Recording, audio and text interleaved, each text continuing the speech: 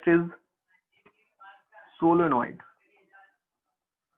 तो भाई हेल्महोल्ट्ज ने जो आइडिया दिया यूनिफॉर्म फील्ड रीजन को प्रोड्यूस करने का, उसी आइडिया पे बेस्ड है ये device.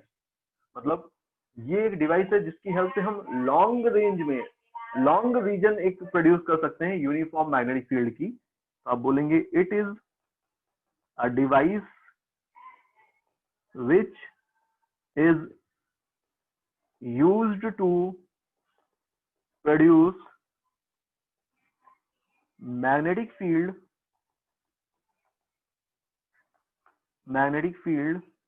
Of long range. Range का मतलब रीजन से हो रहा है यहाँ पर। कैसा दिखेगा ये डिवाइस? तो ये कुछ इस तरह का अरेंजमेंट है कि यहाँ पर आप एक सिलेंड्रिकल फ्रेम लीजिए। ये मैंने एक सिलेंड्रिकल फ्रेम ले लिया है, लाइक अ हॉलो पाइप। इस हॉलो पाइप के ऊपर आप क्या करिए, एक वायर की वाइंडिंग कर दीजिए। देखिए इस तरह से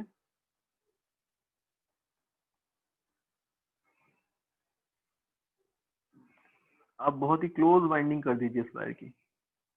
एक कंडक्टिंग वायर लिया है मैंने, लेकिन इंसुलेटेड है। इंसुलेटेड का मतलब हुआ कि हमने इसके ऊपर एक इंसुलेशन की कवरिंग कर रखी है ना। जैसे कि आप एक वायर कंसिडर कर सकते हैं, फॉर एग्जांपल जैसे कि आप होम वायरिंग सिस्टम में जो वायर लेते हैं वो ऊपर से कैसा होता है, इंसुलेटेड होता है ना। उसी तरह का एक स्ट्रक्चर ले सकते हैं, बट यहाँ पर हम जिसकी बात करते हैं वो जनरली कॉपर और इस तरह के मटेरियल के बने हुए वायर लेते हैं, जो कि बहुत थिन होते हैं। बहुत ही थिन वायर लेते हैं हम, एंड बहुत ही क्लोज वाइंडिंग करते हैं। यहाँ पर आपको जो गैप दिख रहा है इनके बीच में, वो गैप नहीं होता है एक्चुअल में। ठीक है, इस तरह से मैंने क्या कर दिया, क्लोज वाइंडिंग यहाँ पर कर दी है। तो क्लोज वाइंडिंग करेंगे तो ऑलमोस्ट ये कई सारे सर्कुलर लूप बन रहे हैं, ऐसा कंसिडर किया जा सकता है। अब अगर मैं इस अरेंजमेंट में करंट को फ्लो कराता हूं, तो मुझे यहाँ पर क्या दिखने वाला है कि हर एक टर्न में जो करंट की डायरेक्शन है, मतलब सेंस जो है करंट के फ्लो होने का, वो सेम ही दिखेगा। ये जो अरेंजमेंट आपको बनता हुआ दिख रहा है, दिस इज कॉल्ड द सोलोनाइट। इसको ही हम बोल रहे हैं सोलोनाइट। अच्छा, सोलोनाइट जो होता है उसको हम आर्टिफिशियली बार मैग्नेट के इक्विवेलेंट मान सकते हैं, क्योंकि जो बार मैग्नेट है, इस बार मैग्नेट का जो फील्ड लाइन पैटर्न होता है वो बेटा इस तरह का कुछ होता है। नॉर्थ साउथ, नॉर्थ पोल से फील्ड लाइंस बाहर आती हैं, साउथ पोल से फील्ड लाइन एंटर करती हैं। ऐसा कुछ फील्ड लाइन पैटर्न होता है।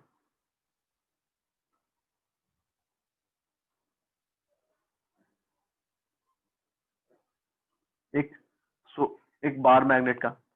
तो अब जैसा कि फील्ड लाइन पैटर्न आपको बार मैग्नेट का मिल रहा है, उसी तरह का कुछ फील्ड लाइन पैटर्न यहाँ पर सोलोनाइट का भी होता है। तो ये ऑलमोस्ट एक आर्टिफिशियल बार मैग्नेट की तरह ही बिहेव करेगा।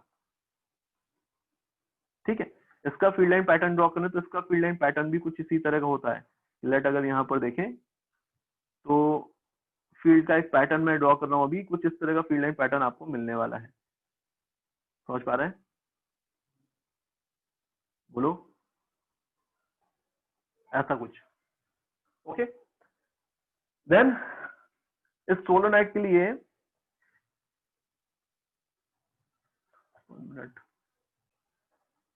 तो ये डिवाइस है सोलोनाइट। अगर आपसे पूछा जाए बताइए कि ये सोलोनाइट किस प्रिंसिपल पे वर्क करता है, तो आप बोलेंगे it works on the principle of Helmholtz coils arrangement. कुछ उसी कॉन्सेप्ट पे ये सोलोनाइट भी वर्क करता है। कैसे वर्क करता है इसको समझते हैं। बेसिकली अगर ये आपने एक सोलोनाइट लिया हुआ है,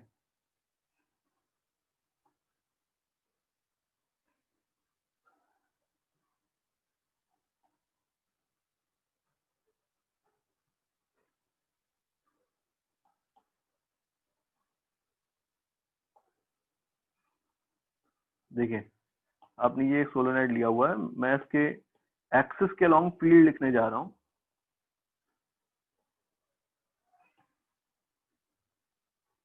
ये है सोलोनाइट की एक्सिस। सोलोनाइट के एक्सिस के अलोंग फील्ड लिखते हैं। उससे आइडिया लगेगा कि क्या वाकई ये यूनिफॉर्म फील्ड प्रोड्यूस कर रहा है। तो यहाँ पर मैंने कोई जनरल पॉइंट यहाँ पे कंसिडर कर लिया है, लाइक देखिए, ये देखिए यहाँ पर मैंने ये एक पॉइंट कंसिडर किया हुआ है, ये देखिए पॉइंट पी। इस पॉइंट पी पर मुझे फील्ड लिखनी है। अब इस पॉइंट पी पर फील्ड लिखनी है तो कैसे लिखें? तो अब इस पॉइंट पी पर फील्ड लिखने के लिए मैंने बोला कि लेट यहाँ पर इस सोलोनाइड में एक सेक्शन कंसिडर करते हैं।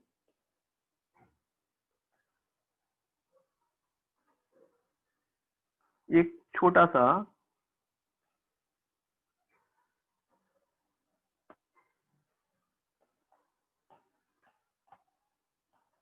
ये मैंने एक छोटा सा यहाँ पर एक पार्ट कंसिडर कर रखा है। इस छोटे से पार्ट की वजह से कितनी फील्ड होगी ये लिखते हैं। मुझे गिवन है कुछ चीजें साथ ही साथ। ये सोलेनाइड की क्रॉस सेक्शनल रेडियस r है, इस सोलेनाइड की टोटल लेंथ l है, इस सोलेनाइड पे टोटल नंबर ऑफ जो टर्न्स है वो कैपिटल N है। एंड अगर आप चाहें यहाँ पर तो हम एक क्वांटिटी डिफाइन कर सकते हैं यहाँ पर, number of turns in unit length which is called turn density. ये है टर्न डेंसिटी। ओके, ठीक है, टर्न डेंसिटी है ये। तो अभी यहाँ पर ये छोटा सा जो मैंने सेक्शन कंसिडर किया, ये एक थिन स्ट्रिप लाइक स्ट्रक्चर मैंने यहाँ पर कंसिडर किया हुआ है। ये देखिए, मैं केवल वो पॉइंट पी दिखा रहा हूँ और ये स्ट्रिप कंसिडर जो की है उसको दिखा रहा हूँ।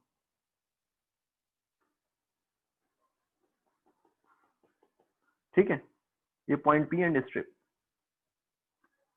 पॉइंट पी पर अगर आप देखें तो ये जो आपने स्ट्रिप कंसिडर की है वो स्ट्रिप एक सर्कुलर लूप की तरह बिहेव करने वाली है। बताओ ये स्ट्रिप कैसे बिहेव करेगी? एक सर्कुलर लूप की तरह। लेट ये जो एंगल है, ये एंगल यहाँ पर आपको थीटा बनता हुआ दिख रहा है। मान लेते हैं ये एंगल कितना बन रहा है? थीटा। एंड ये जो स्ट्रिप है, ये टोटल एंगल जो यहाँ पे सबटेंड हो रहा होगा ना इस स्ट्रिप की विड्थ की वजह से, लेट वो डी थीटा है। यहाँ पर एक्स डिस्टेंस पे मैंने dx विड्थ की ये स्ट्रिप कंसिडर की हुई है। तो ऑलमोस्ट ये देखिए, समझ में आ रहा है आपको ये क्या है? ये एक रिंग लाइक स्ट्रक्चर बन रहा है एंड इसकी एक्सिस पे ये पॉइंट पी है ना बेटा? ऐसे ही तो होगा, बोलो। तो आपको जब इस पॉइंट पी पर फील्ड लिखनी है तो कैसे लिखेंगे? तो हम रिंग वाला रिलेशन जो है उसको यूज कर सकते हैं। आप अगर पॉइंट पी पर स्मॉल फील्ड लिखेंगे इस एलिमेंट की वजह से, तो आपको स्मॉल फील्ड मिलेगी। एंड कितनी होगी वो? तो एक्सप्रेशन यूज कर रहा हूँ, देखो म्यू नॉट करंट जो फ्लो हो रही है हर एक टर्न के अंदर वो आई है, ऐसा मैंने माना हुआ है। तो mu naught N I R square upon 2 in bracket R square plus X square to the power 3/2, इतनी फील्ड होती। बट एन यहाँ पर अप्रोप्रिएट नहीं है क्योंकि एन तो टोटल नंबर ऑफ टर्न है। हम किसकी बात कर रहे हैं? हम बात कर रहे हैं इस स्मॉल स्ट्रिप की जिसकी थिकनेस dx है। तो इस स्ट्रिप के अंदर जो नंबर ऑफ टर्न्स आ रहे होंगे उनकी ही तो बात करनी पड़ेगी हमको इस फॉर्मूले के अंदर। तो इस स्ट्रिप के अंदर जो नंबर ऑफ टर्न्स आ रहे हैं उनको मैंने dn कंसिडर कर लिया है। नंबर ऑफ टर्न्स कितने? dn है। इनफाइनिटली थिन थी तो नंबर ऑफ टर्न्स भी बहुत कम होंगे, तो dn टर्न्स मैंने कंसिडर कर लिए।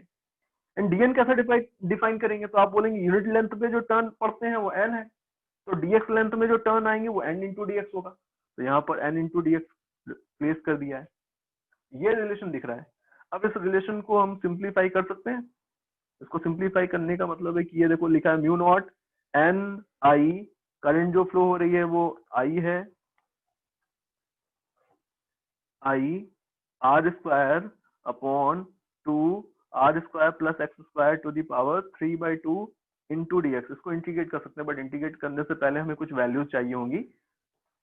तो ये जो ट्रायंगल दिख रहा है इस ट्रायंगल के अंदर अगर आप cos थीटा लिखेंगे, cos थीटा, तो cos थीटा आपको इक्वल मिल रहा है, किसके इक्वल मिल रहा है? देखो, तो बेस है इसका r/2, ना सॉरी बेस है r अपॉन हाइपोटेनस। हाइपोटेनस आपको क्या मिल रहा है यहाँ पर? तो 1 मिनट, cos थीटा नहीं tan थीटा लिख देते हैं इसके अंदर, tan थीटा। तो tan थीटा इसके अंदर कितना मिल रहा है आपको? x/r। तो यहाँ से x की वैल्यू r tan थीटा आ रही है। x इतना आ रहा है तो dx/d थीटा कर दो, तो ये कितना आएगा? r into sec square theta. तो यहाँ से dx कितना आ रहा है? r into sec square theta into D theta. तो ये दो वैल्यूज आपको यहाँ पर मिल रही हैं। इन दोनों वैल्यूज को रिप्लेस कर देते हैं इस इक्वेशन के अंदर। यहाँ पर अगर आप वैल्यूज रखेंगे तो डी बी आपको क्या मिल रहा था, mu naught N I R square D X means R into sec square theta into D theta upon 2 in bracket R square plus X square means R square tan square theta, then इस पूरे की power 3/2। आपको bracket में दिख रहा है are square common होगा, बाहर आएगा आर क्यूब बनेगा, आर क्यूब यहाँ से कैंसिल हो जाएगा, ऊपर भी आर क्यूब है देखिए, तो आर क्यूब कैंसिल हो गया, ये म्यू नॉट एन आई तो ऐसे ही रहेगा, ऊपर सेक स्क्वायर थीटा भी बना है इंटू डी थीटा बना है, नीचे से आर को कॉमन कर लिया कैंसिल हो गया, इन ब्रैकेट क्या बना 1 plus tan square theta means sec square theta, then उसकी पावर 3/2 थी, तो इसका सेक स्क्वायर थीटा की पावर 3/2 करेंगे तो सेक क्यूब थीटा बनेगा, यहाँ से कैंसिल हो गया sec square theta, power cancel हो गई, ये आ गया है mu naught N I by 2 cos theta into D theta, ये है डीबी। स्मॉल फील्ड जो इस पॉइंट पर है इस एलिमेंटल रिंग की वजह से वो इतनी है, पूरे के पूरे सोलोनाइट की वजह से फील्ड कितनी होगी, तो आप इसको इंटीग्रेट कर सकते हैं। अब जब आप इसको इंटीग्रेट करेंगे आपको net field at point P मिल जाएगी। अब जब आप इंटीग्रेट करना है तो आपको थीटा की लिमिट्स देखनी पड़ेंगी, थीटा की लिमिट्स क्या होंगी, तो थीटा क्या है, ये वाला एंगल है, तो भाई जब आप इस पोजीशन पर एलिमेंटल रिंग लेंगे तो थीटा की वैल्यू ये वाली हो जाएगी, एंड जब आप इस पोजीशन पर एलिमेंटल रिंग लेंगे तो थीटा की वैल्यू कौन सी होगी, ये वाली हो जाएगी। इस तरफ जब थीटा ले रहे हैं तो अगर पॉजिटिव ले रहे हैं तो इस तरफ थीटा को क्या लेना पड़ेगा, नेगेटिव, ऐसा कुछ करना पड़ेगा, बताइए समझ पा रहे हैं। तो अभी लिमिट्स यहाँ पर मैं मान के चल रहा हूं, ये जो सोलेनोइड था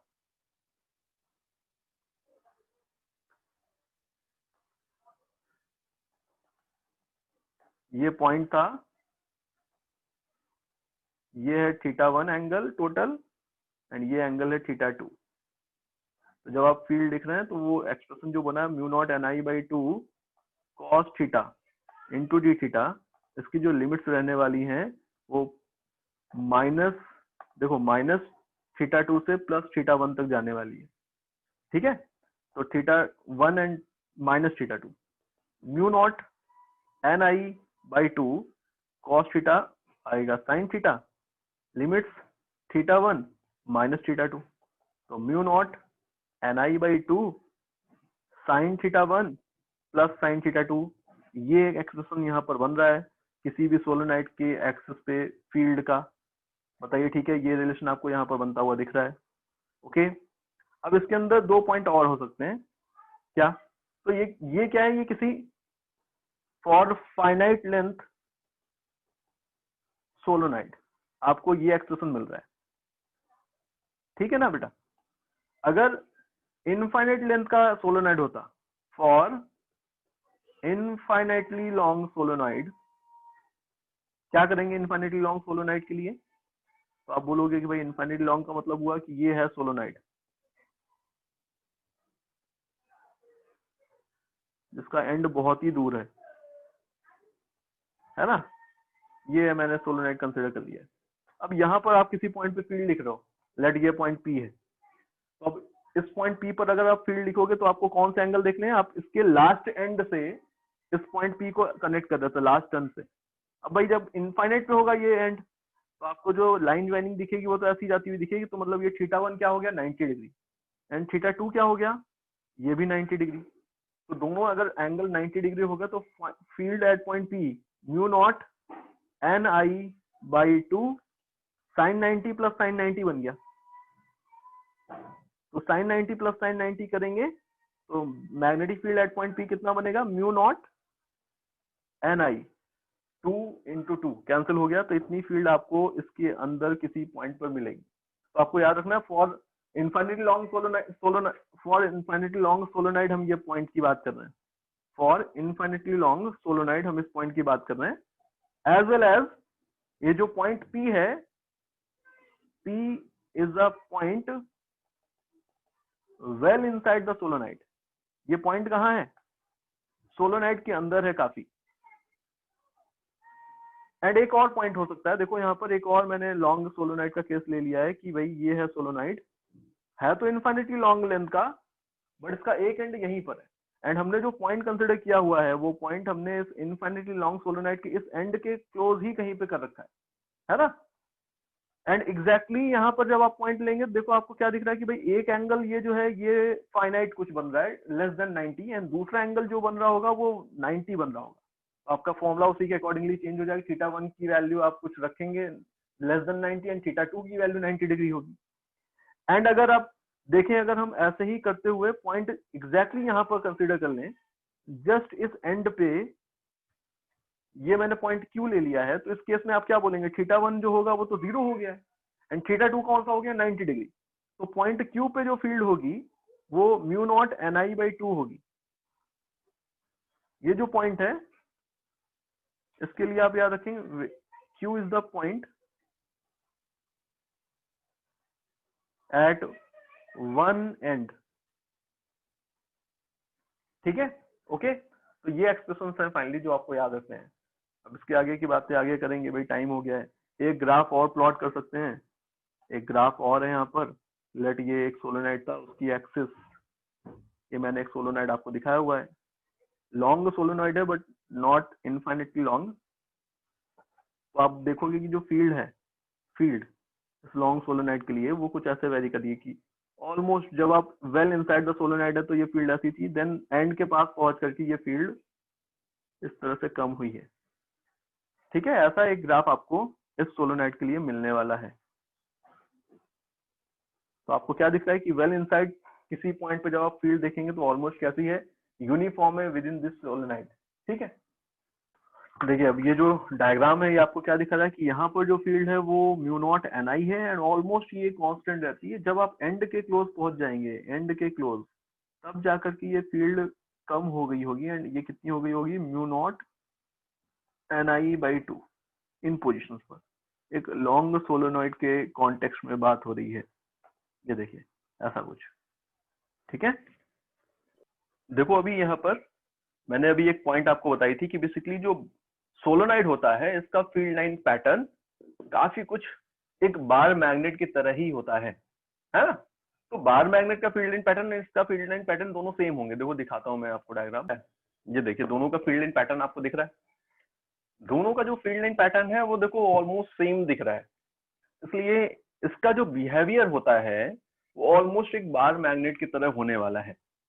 मतलब कैसे आप इसको कई सारे पॉइंट से कंपेयर कर सकते हैं। जैसे कि आपने सुना होगा कि अगर हम किसी मैग्नेट को फ्रीली सस्पेंड कर दें किसी मैग्नेट को किसी एक बहुत ही लाइट थ्रेड से टाई करें देन उसको हम फ्रीली सस्पेंड कर दें किसी पॉइंट में तो हमें पता है कि ये जो मैग्नेट होता है ये नॉर्थ साउथ डायरेक्शन के अलोंग इंडिकेट करता है ना। ऐसा होता है कुछ।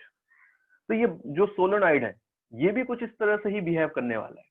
ओके अगर हम इसको भी फ्रीली सस्पेंड करेंगे तो ये भी इस बार मैग्नेट की तरह नॉर्थ साउथ डायरेक्शन के अलोंग ओरिएंटेड होगा। ठीक है इसके अलावा यहाँ पर एक पॉइंट देखिए यहाँ पर क्या हो रहा है कि जिस फेस से फील्ड लाइंस बाहर निकल रही हैं यहाँ पर अगर आप ध्यान से देखेंगे तो बार मैग्नेट का फील्ड लाइन आपको दिखाया गया इस फेस से फील्ड लाइन बाहर निकल रही है ना इस बार मैग्नेट से एंड इस फेस से एंटर कर रही है। तो जिस फेस से फील्ड लाइंस बाहर निकल रही है वो फेस कौन सा है बेटा वो नॉर्थ फेस कहलाएगा एंड जहां से एंटर कर रही है वो कौन सा फेस है साउथ फेस। तो सिमिलरली यहाँ पर सोलेनोइड को देखें तो सोलेनोइड में भी फील्ड लाइंस इस वाले फेस से बाहर निकल रही हैं तो ये क्या कहलाएगा इक्विवेलेंटली नॉर्थ फेस की तरह बिहेव कर रहा है एंड ये साउथ की तरह बिहेव करेगा साउथ पोल की तरह बिहेव करने वाला है। ओके ठीक है आवाज आ रही है मेरी समझ पा रहे हैं पॉइंट। इसके अलावा यहाँ पर अगर हम इस सोलेनोइड को ये जो सोलेनोइड मैंने ड्रॉ किया हुआ है इस सोलेनोइड को अगर टर्न करके देखें मतलब अगर कोई ऑब्जर्वर होता है इस पॉइंट से आकर के देख रहा होता तो इसको सोलेनोइड ऐसा थोड़ी दिख रहा होता है। इसको सोलेनोइड कैसा दिख रहा होता कुछ इस तरह का कि ये आया है वायर देखो इसको ऐसा दिख रहा होता।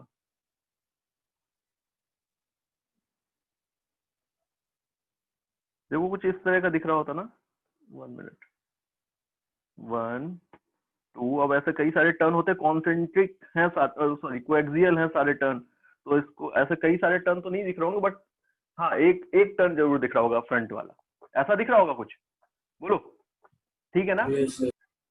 अब अगर करंट का सेंस आप देखेंगे अगर आप ध्यान से यहाँ पर ध्यान दीजिए 3 डायमेंशनल फिगर ध्यान से देखें अगर तो करंट इधर से एंटर करा था एंड इन इस लास्ट वाले टर्म देखो ऐसे एंटर किया करंट, यहाँ पर इस वाले डायग्राम पे कॉन्सेंट्रेट करो अच्छे से भाई, यहाँ से एंटर किया करंट, ऐसे जाएगा, फिर इसके पीछे से लौट रहा है, फिर ऐसे जा रहा है, फिर ऐसे जा रहा है। बोलो ऐसे ही डायरेक्शन है ना कुछ, बोलो बेटा, है ना। लास्ट वाले टर्म में देखें तो करंट ऐसे गया है, फिर पीछे वाले पार्ट से ऐसे लौट रहा होगा। तो अब इस ऑब्जर्वर को, ये जो ऑब्जर्वर मैंने ड्रॉ किया हुआ, इस ऑब्जर्वर को करंट ऐसे ही दिखेगा ना, इस वाले वायर से लौटता हुआ, इधर से जाता हुआ, एंड इन सारे के सारे टर्न में करंट ऐसे दिखेगा ऑलमोस्ट। बोलो ठीक है, ओके। Yes sir. करंट की यही डायरेक्शन होगी ना, समझ पा रहे हैं? Yes yes sir. इधर से देखने पे इसको करंट कैसा दिख रहा है इन टर्म्स में, एंटी क्लॉकवाइज। जहां से अगर किसी जिस फेज से आप सोलोनाइट को देखो और एंड आपको करंट एंटी क्लॉकवाइज दिख रहा हो, तो वो फेज इक्विवेलेंटली नॉर्थ पोल की तरह बिहेव करेगा, वो नॉर्थ फेस होगा। समझ पा रहे हैं? आप इसको याद रखेंगे ऐसे। एंड अगर ऑब्वियसली अगर यहां पर कोई ऑब्जर्वर होता, देखो इस तरफ, ये ऑब्जर्वर ए था, ये ऑब्जर्वर बी है। ऑब्जर्वर बी को क्या दिख रहा होता है, इसको उल्टा दिख रहा होता। आप इमेजिन करिए यहाँ पर जो ऑब्जर्वर रखा होगा इसको क्या दिख रहा होगा, तो इसको भी ऐसा ही लूप तो ऐसा ही दिखेगा,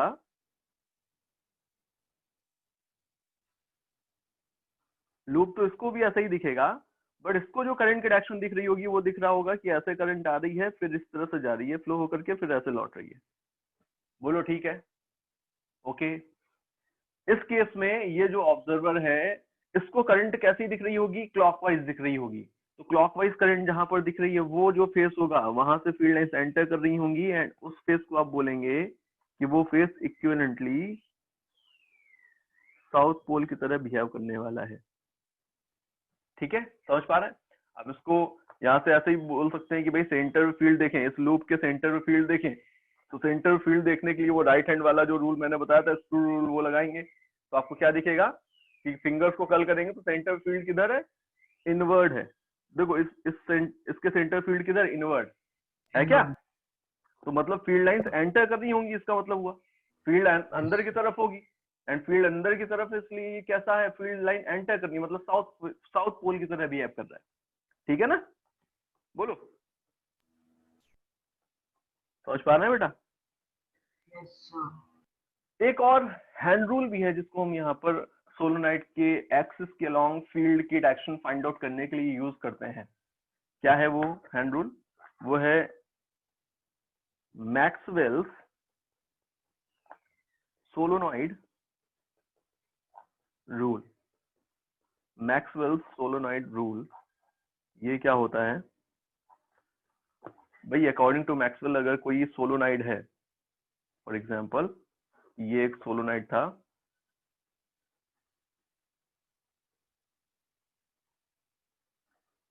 इस सोलोनाइड की एक्सिस के अलोंग मुझे किसी भी पॉइंट पर फील्ड लिखनी थी, ऐसे मुझे क्या करना है, फील्ड लिखनी किसी पॉइंट पे।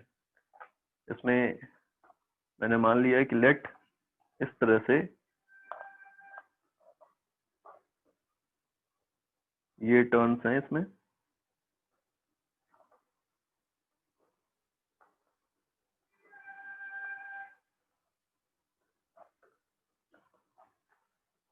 देखो ये इसमें करंट की डायरेक्शन मैंने अज्यूम की हुई है, ये करंट की डायरेक्शन ये वाली है, ठीक है, ओके। देन यहाँ से करंट ऐसे लौटेगी, ऐसे ही तो होगा। बोलो बेटा, अगर मुझे इसकी एक्सिस के अलोंग किसी भी पॉइंट पे फील्ड निकालनी है तो उसके लिए मुझे क्या करना पड़ेगा, तो उसके लिए अकॉर्डिंग टू मैक्सवेल हम क्या करें, अपने राइट हैंड को लें, ये देखिए राइट हैंड मैंने ड्रॉ किया हुआ है,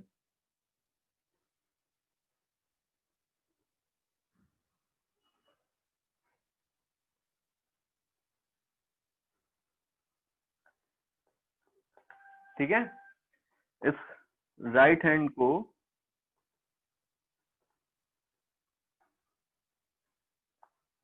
ये देखिए, ये राइट हैंड मैंने लिया हुआ है, इस राइट हैंड को इस सोलोनाइट के ऊपर इस तरह से प्लेस करना है। देखिए कैसे, देखिएगा ध्यान से, इस राइट हैंड को सोलोनाइट के ऊपर इस तरह से प्लेस करना है कि जो करंट की डायरेक्शन आपको दिख रही है, आपके साइड जो फेस है ना, आपको क्या दिख रहा है, करंट ऊपर की तरफ जा रही है। मतलब यहाँ पर देखें इन लूप्स में तो करंट कैसे जा रही है, इस तरफ जा रही है, इस तरफ जा रही है ना करंट, आपको जाती हुई दिख रही है।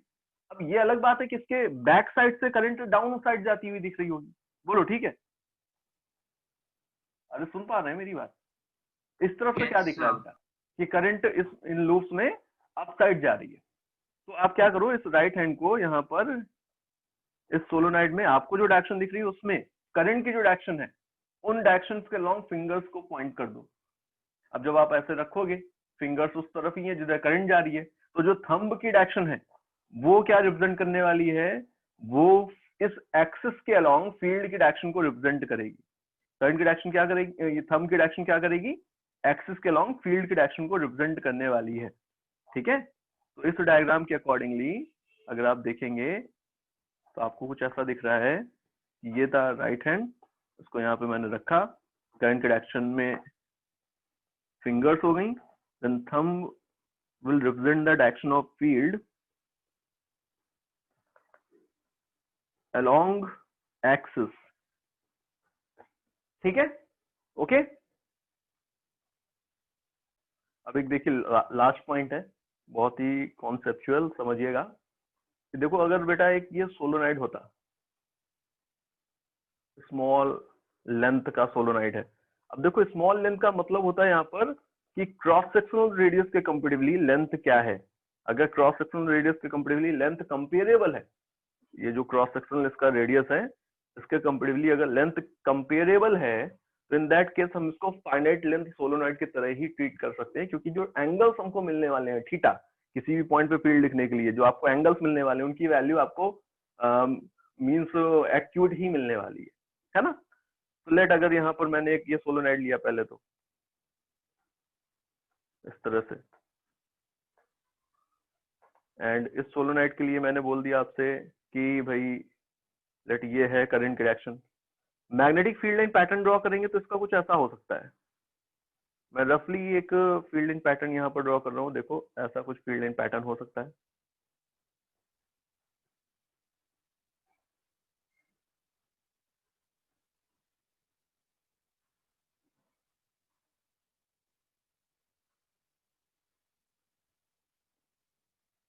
देखो ऐसा कुछ फील्ड लाइन पैटर्न हो सकता है बेटा। अच्छा, फील्ड लाइन आपस में कभी एक दूसरे को टच नहीं करेंगे, वो वाला पॉइंट यहाँ पे भी वैलिड रहेगा। फील्ड लाइंस कभी भी आपस में एक दूसरे को टच नहीं करेंगी। जहां पर फील्ड लाइंस के बीच का सेपरेशन कम हो जाएगा वहां पर फील्ड की इंटेंसिटी बढ़ जाएगी। वो सारे के सारे पॉइंट जो आपने फील्ड लाइन के रिगार्डिंग पढ़े थे इलेक्ट्रोस्टैटिक के अंदर, ऑलमोस्ट सारे के सारे यहाँ पर सही हैं, सिर्फ एक बात को छोड़ करके कि यहाँ पर क्लोज लूप बनाएंगी मैग्नेटिक फील्ड लाइन। ठीक है, ये एक डिफरेंस है, बाकी सारे पॉइंट सही है। तो ये मैंने एक फील्ड लाइन पैटर्न यहाँ पर ड्रॉ किया हुआ आपके सामने, इस तरह का कुछ फील्ड लाइन पैटर्न था। अच्छा, आपसे मैं पूछूं कि बताइए भाई, यहाँ पर इनसाइड द सोलोनाइड जो फील्ड है, इनसाइड द सोलोनाइड जो फील्ड है वो तो आपको दिख ही रही है कि कुछ नॉन जीरो फील्ड है। मैं पूछूं बताइए आउटसाइड द सोलोनाइड फील्ड क्या होगी। तो आप अगर यहाँ पर कोई पॉइंट लेंगे आपको क्या दिखेगा कि बेसिकली ये पॉइंट जो है यहाँ पर भी तो फील्ड लाइंस है। तो इसका मतलब हुआ कि यहाँ पर आउटसाइड द सोलोनाइड भी एक फील्ड एग्जिस्ट कर रही है। तो बी इन तो नॉन जीरो है ही, बी आउट भी नॉन जीरो ही है अभी। तब जब आप एक एक शॉर्ट लेंथ का सोलोनाइड कंसीडर कर रहे हैं। बट अगर मैं इस सोलोनाइड की लेंथ को थोड़ा सा बढ़ा दूं, देखो मैंने इसकी लेंथ को थोड़ा सा बढ़ा दिया, मैं इसके टर्न नहीं दिखा रहा हूँ प्रोसेस को फास्ट करने के लिए, लेट मैंने लेंथ को थोड़ा सा बढ़ा दिया, तो फील्ड लाइन पैटर्न आपको कुछ ऐसा मिलने वाला है। समझिएगा, इसका जो फील्ड लाइन पैटर्न होगा, ये तो थी एक्सिस, फील्ड लाइन पैटर्न कुछ ऐसा मिलेगा इस बार।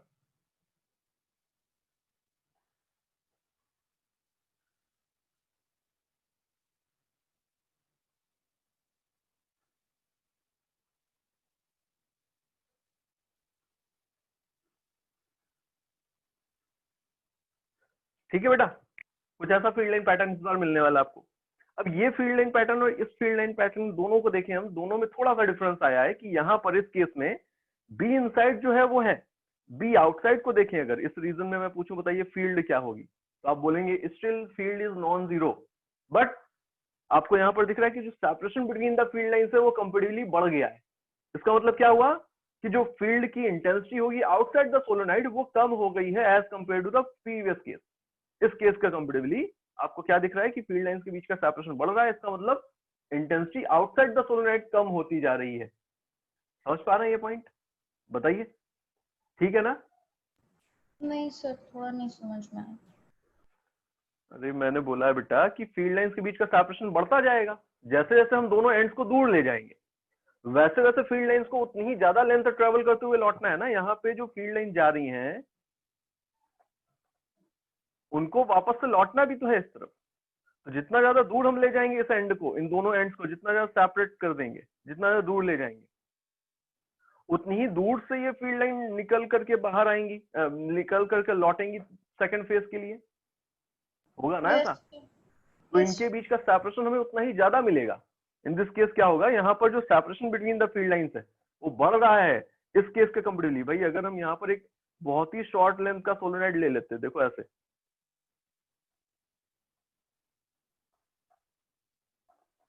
तो अभी फील्ड लाइंस यहाँ से निकलती ऐसे टर्न होकर के आ जाती। बोलो ऐसा ही होता कुछ? अब जितना दूर ले जा रहे हैं फेसेस को उतनी ही ज्यादा दूर से वो फील्ड लाइंस टर्न होकर के आएंगी, एंड जब ज्यादा दूर से टर्न होकर के आएंगी तो वो स्प्रेड भी ज्यादा स्पेस में हो जाएंगी। मतलब उनके बीच में ये जो आप इस सेपरेशन दिख रहा है ये पहले से बढ़ता जा रहा होगा। भाई जितनी दूर से जाएंगी वो उतनी ज्यादा क्या होंगी, स्प्रेड हो जाएंगी ना इस स्पेस में। बोलो समझ में आ रही है बात? Yes sir. तो लगातार separation between the field lines बढ़ रहा है, इसका मतलब आउटसाइड द सोलेनोइड जो फील्ड है वो कम होती जा रही है। एंड अगर field line outside the solenoid कम हो रही है तो अब इसी को बेस लेकर के हम बोल रहे हैं कि for the infinite length solenoid, जब आप बोल रहे हैं कि इनफाइनाइट लेंथ सोलेनोइड अगर होगा तो अब इनफाइनाइट का मतलब फिजिक्स के कॉन्टेक्स्ट में देखें तो बहुत ही लॉन्ग सोलेनोइड की हम बात कर रहे हैं। ये देखिए मैंने ऐसा एक केस कंसिडर कर लिया। अब ये भी परफेक्टली इनफाइनाइट तो नहीं है, परफेक्टली इनफाइनाइट की बात करेंगे तो और ज्यादा लेंथ की बात करेंगे। अभी मैंने क्लोज टू इनफाइनाइट यहाँ पर सोलेनोइड आपको दिखाने की कोशिश की है कि अगर इस सोलेनोइड को देखें हम, तो अब इसके लिए जब आप फील्ड लाइन पैटर्न ड्रॉ करेंगे तो आप बोलेंगे भाई ये थी एक्सिस, यहाँ पे देखो जो फील्ड लाइन आ रही थी वो ऐसे आई एक, ये जो फील्ड लाइन आ रही थी ऐसे आई एक, अब ऐसे ही एक और फील्ड लाइन होगी जो और दूर से आएगी। तो भाई जब आपने लेंथ बहुत लॉन्ग कर दी तो आपको क्या दिखेगा कि इनके बीच का सेपरेशन और ज्यादा बढ़ रहा होगा। And for infinite length solenoid ये सेपरेशन भी बहुत हाई हो चुका होगा। तो ऑलमोस्ट आउटसाइड द सोलेनोइड जो फील्ड है वो फॉर इनफाइनाइट लेंथ सोलेनोइड आपको जीरो कंसीडर करनी पड़ेगी। समझ पा रहे हैं? ओके भाई इनके बीच का सेपरेशन लगातार बढ़ रहा है तो इस स्पेस में फील्ड कम होती जा रही थी जैसे जैसे हम सोलेनोइड के लेंथ को बढ़ा रहे हैं। तो इनफाइनाइट लेंथ सोलेनोइड के लिए क्या बोलेंगे, इसके लिए तो ऑलमोस्ट जो आउटसाइड फील्ड है वो जीरो होगी। तो आपको ये पॉइंट एक याद रखना है, कौन सा, कि for infinite length solenoid, for infinite length solenoid magnetic field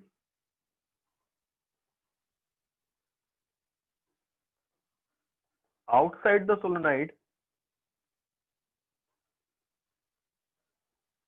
is taken to be zero। क्या लेते हैं हम, जीरो लेते हैं। इस पे कोई कॉन्सेप्चुअल क्वेश्चन बनाया जा सकता है, ठीक है, ये याद रखिएगा।